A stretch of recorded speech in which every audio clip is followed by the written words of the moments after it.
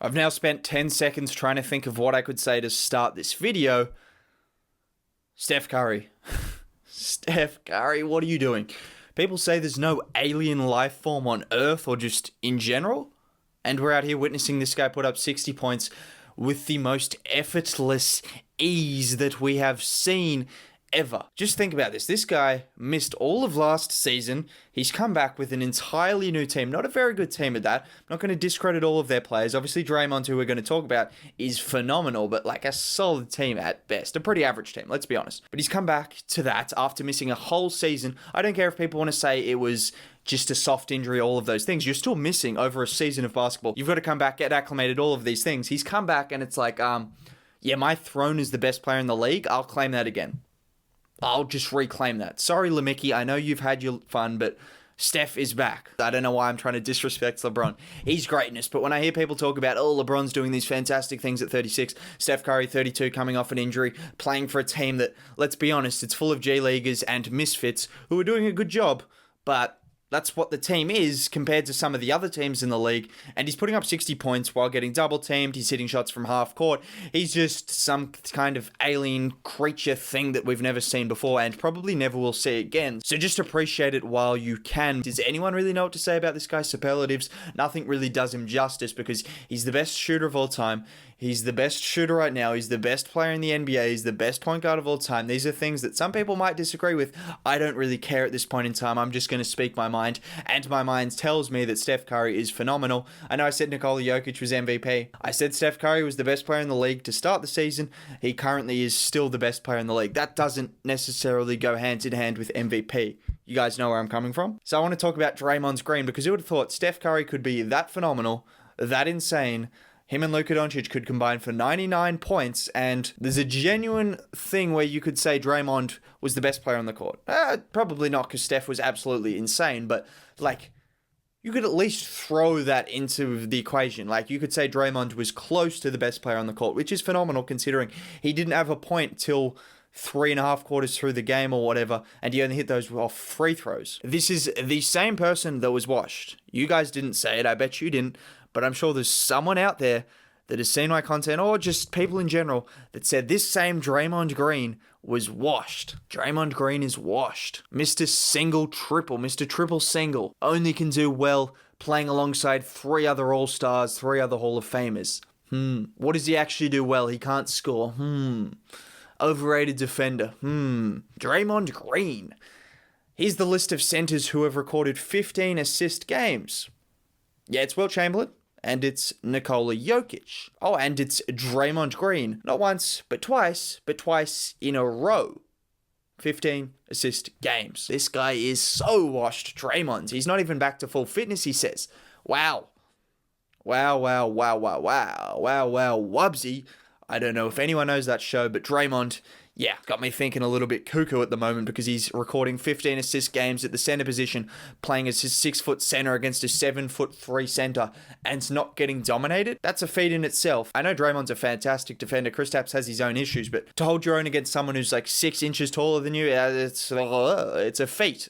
That's something else, and he's doing that consistently. But yeah, Draymond, what else can I say about him? He's been fantastic. Since he's come back into the team, the Warriors are the 9th ranked defense, the 11th ranked offense. They have the 9th best net rating in the league, which is very impressive for a team that wasn't going to make the playoffs, that was the worst team in the NBA. Draymond was washed. Whatever. Enough about that. Who cares about the vindication? Let's just talk about how good he's been and how good Steph Curry has been, because that's pretty much what the video is going to be about. If you came to hear about Michael Mulder, click off. But Michael Mulder's parents, I'm afraid you're going to have to go to another channel to find some content on your son. Betty and Patrick, I don't know who his parents' names are, but yeah, whoever you are, you're going to have to go find some better content on another channel, because we're not talking about Michael Mulder, even though I've just spent 30 seconds talking about him. Anyways, Draymond Green, 15 assists. What did he do well? apart from everything, well, yeah, he did pretty much everything well, but what he did well was, so he's fantastic. Him and Steph Curry have this relationship that is just phenomenal because they seem to know where they're going to be on the court at all times. Draymond was making these dimes where he was getting it in the post and just whipping passes to cutters, throwing up lobs, doing everything Draymond does. Those screen assists where he hands it off to Steph Curry, knows exactly where Steph's going to be when he comes from the baseline, comes around to the three-point line around the 45-degree angle. He knows where Steph's going to be. Steph knows Draymond knows where he's going to be, and it's unstoppable because Draymond hands it off to him. Steph Curry, bang, bang, bang. That ends up in 57 points. A lot of those assists came from Draymond Green. I want to know how many assists Draymond gave to Steph Curry because it seemed like a lot. Maybe it wasn't, but it seemed like a lot. And then, well, defensively, we know what Draymond does. It wasn't the best defensive game for the Warriors, which I'm not too worried about. Just talk about the Warriors for a little brief bit. The Dallas Mavericks, we know they've got a lot of firepower. Obviously, the elephant in the room is the Warriors got absolutely shafted. There's no denying that. But at the same time, Dallas hit 45% of their threes after being the worst shooting team in the league throughout the first 20 games of the season. Luke hit 7 threes after struggling to hit a 3 all season long. Josh Richardson the same, hit 4 out of 6, struggling to hit a 3 all season long. It's like, what can you really do? A lot of these issues came from offensive rebounding, where the Mavericks had 15 to the Warriors 7.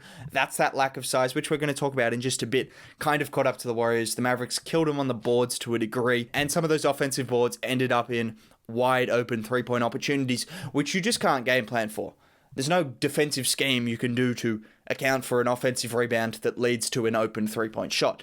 That's the reality of things. And when the Mavericks have 15 to 7, you're going to let a few open shots rain down. And that's exactly what happens. But what can you do? Luka Doncic was hitting tough shots. Josh Richardson was hitting tough shots. A lot of their players were hitting tough shots that they might not necessarily make all the time. Sometimes that happens.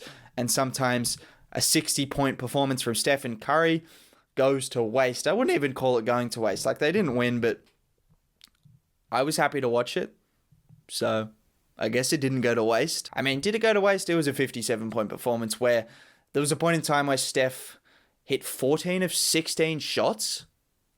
Like, 14 of 16 shots, which is incredible, but it's unfathomable when you're considering that I think one of them was a half-court heave, which nearly went in, and in between those, he was hitting step-back threes off screens, coming off handoffs, coming around, relocating after he got to a position, realized that wasn't the position, ran to the corner, told Juan Toscano Anderson, get out of my way. He got the ball. He then faked out 2 defenders, hit a mid-range shot. Those were the kind of shots he was making routinely. That was probably the easiest shot he made all night, which was just faking out 2 defenders, splitting the difference, and then hitting a baseline mid-range jumper, which his mid-range shot is butter. Like, it's butter. People say it doesn't get used enough. I mean, when you can hit 40 feet threes, why would you use a mid-range shot? But when it's there, it's butter, it's wet, it's Stephen Curry. What else can you expect from the greatest shooter of all time? But he was doing those kind of things. What was I talking about? The Warriors defense? Yeah, don't worry about it. Like, Mavericks made tough shots. Steph Curry also made tough shots, but he does that every single game. Draymond Green. What else about Draymond Green? He was going up vertical. He got a couple of blocks, couple of steals, made that clutch play, which got overturned in terms of where he came over. They pressured the ball. Draymond obviously came in at the right time and picked up the ball. He just has that kind of timing on him. He's just fantastic. What a player. What a fantastic player. Top 25 player in the NBA. Top 20 player in the NBA. All-star? All-star Draymond Green? No one's going to say that because, well, he's averaging like 2 points a game and people only care about scoring in this NBA. They're starting to realize Draymond's impact outside of scoring, but it's not going to be enough to get him all-star recognition. It could, though, because, let's be honest, Wiggins has been good, actually. Wiggins has been good. But when you compare some of the talent around the league for the Warriors to have the 9th best net rating in the NBA since he's come back, it tells me something, considering this is a completely new team as well. And they've now had injuries as well. And talking about the injuries, this small ball lineup is fantastic. It's going to be hugely beneficial for them at different times. When they make it to the playoffs, they're going to be able to cause some teams some serious troubles because of this small ball lineup where they throw it out for 15 minutes and it's just absolutely devastating. Draymond running plays out of the post. Draymond is the small ball center who can go vertical with centers, match him in the post, and pretty much dominate in terms of his playmaking ability to find cutters who are starting to realize what Draymond does and starting to make better cuts than they have before. Those are the kind of things that are going to be important. At the same time, they still need centers. You got killed on the boards. You're going to come up against Nikola Jokic or someone of that matter, and you're going to need some size. Also, like, Draymond is 6'7". He's in his 30s now. He's had injury problems. You don't want him pounding against the biggest guys in the NBA every single night for 40 minutes. Like, that's not really sustainable. It's not ideal. We don't want him to get injured. That is exactly what we don't want to happen. 15 minutes a night in crucial times. I'm telling you, that's going to be an X-factor move that a lot of teams just won't be able to cope with. Oh yeah, I said, can we put some respect on Steph Curry's finishing at the rim? This might be the best version of Steph Curry we've ever seen. He's finishing at the rim better than he ever has before. He's stronger. He's putting on some muscle. He's doing those kind of things. And he's always been a good finisher at the rim, a very underrated finisher at the rim, like a really good one. But now he's taking the contact to a different level. Probably could have got more 3-point plays, more 4-point plays than he did, but he didn't. So that's the reality. But at the same time, he's just fantastic finishing through contact. He's got stronger. His handle is still fantastic. His finishing is still immaculate. It's still Stephen Curry, the best player in the NBA. What else can I say about that man? Draymond Green, we know about him. I've talked about him. He is fantastic, playing some good defense, setting some good screens, finding the cutters, doing everything he does. 15 assists in back-to-back games. Have we seen that before from a center? I didn't check the numbers on that. I assume that's probably a record. Wilt Chamberlain's probably got his farmer stats up there as well. But also Mark Jackson, Jeff Van Gundy, you're clowns for that. Draymond Green basically said this pass that he made was similar to Magic Johnson. And I hate when people do this. All these old head commentators always seem to do this. It's like, that's a sign of disrespect that you'd compare yourself to Magic Johnson. He compared one play that he made to Magic Johnson. You don't think he can make a singular play that is similar to Magic Johnson? Like, what is this? He's not saying he's Magic Johnson. Like, he's comparing one play. He's one of the best playmakers in the league and has been for like 5 to 6 years. So, like, I don't think it's that disrespectful that he compared one of his plays to Magic Johnson. So this thing that, like, oh, you need to be drug tested. Oh, this is disrespectful. He should get blocked. I know they were kind of joking around, but, like, at the same time, they do it all the time. It's, like, just annoying, to be honest. That just annoyed me for pretty much that reason alone. So just wanted to mention that. Next year, Klay Thompson back. Wow. LeMickey, your run might be coming to an end. I'm not actually serious when I'm calling him LeMickey, all of those things. Like, some people cannot read sarcasm or tell when I'm joking. So I'm joking. That's how I'm going to end the video. LeMickey. Like, I'm joking. There's a smile right there, okay?